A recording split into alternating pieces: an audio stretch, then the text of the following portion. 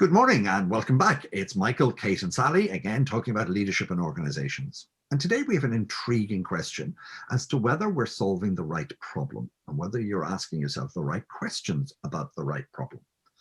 And this comes from a discussion we've had over the last couple of weeks about the type of clients we work with and the type of issues that are presented to us. Kate, I know last week, I think you said that you had a really great example of a situation with a client where the problem presented wasn't the problem that was real or something. I think I'm getting that right. Yeah. Tell us more about it.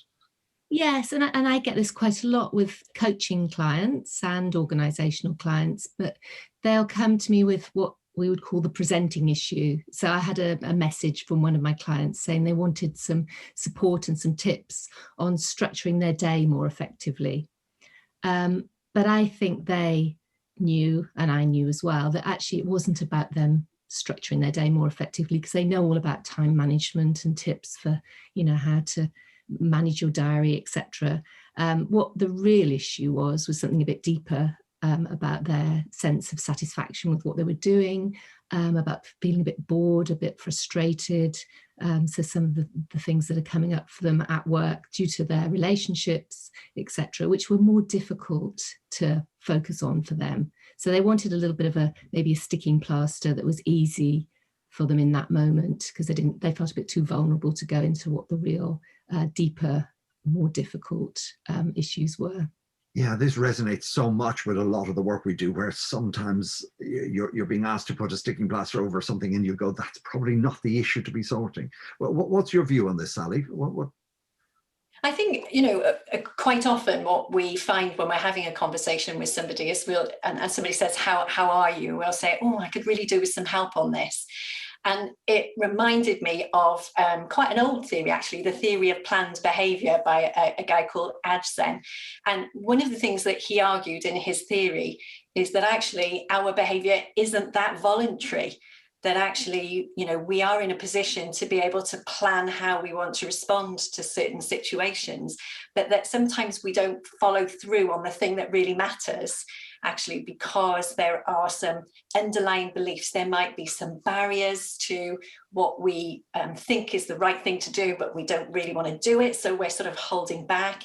And there might be some social pressures. So actually, going back to Kate's example, somebody might be saying, well, you ought to organise your time better, when actually that isn't the issue at all.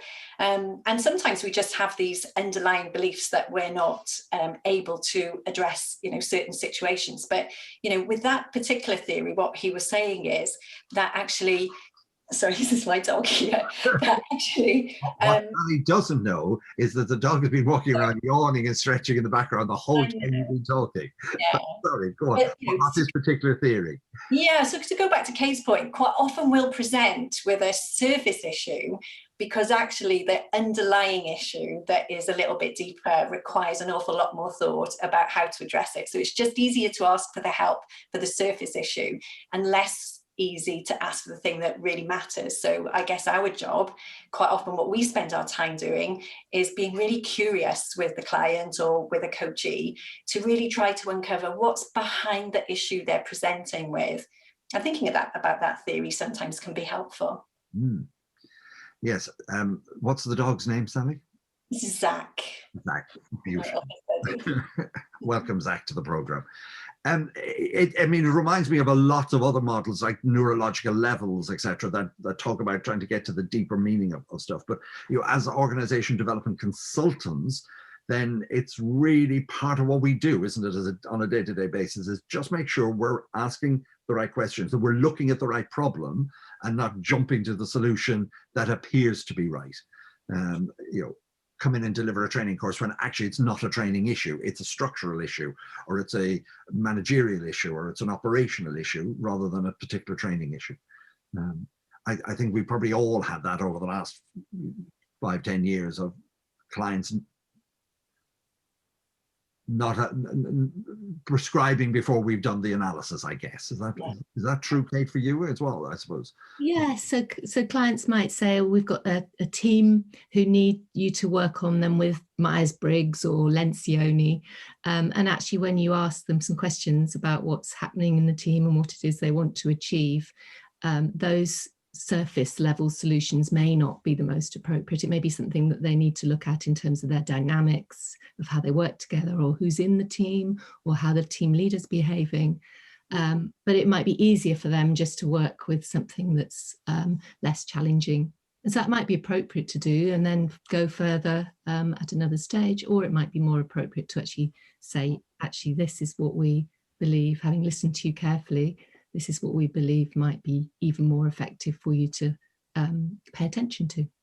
And certainly during the pandemic, there have been occasions for me where coming in and delivering something was the appropriate thing. There wasn't necessarily the time to do a full analysis, but coming in and helping with resilience, or helping with coping strategies, or how do we manage people in this environment, of just sharing our knowledge and our best practice from elsewhere with clients has been really, really useful. But I guess as we come out of the pandemic, hopefully, then the need to go back into that pure OD role of, are we solving the right problem? And are we asking the right questions to get to the right solution? Go on, Sally, you're smiling. No, I was just going to reinforce what you were saying there. I think during the pandemic, organisations have worked really hard to just try and help their employees by giving them something, which means, as you said, we have been delivering lots of short courses, for example, on resilience, on motivation, on energy, but that actually, even though I hate using the phrase the new normal, we do now need to get back to having some really good quality conversations with leaders about what is the problem that they're trying to solve, to make sure that we provide and offer the right solution for them and for their people. Okay. That's us done for the day. Have a great week. I'm sure Zach will be left out very soon because he's been wandering around again in the background. That's us for the week. We'll see you again next week. Take care and have a nice one.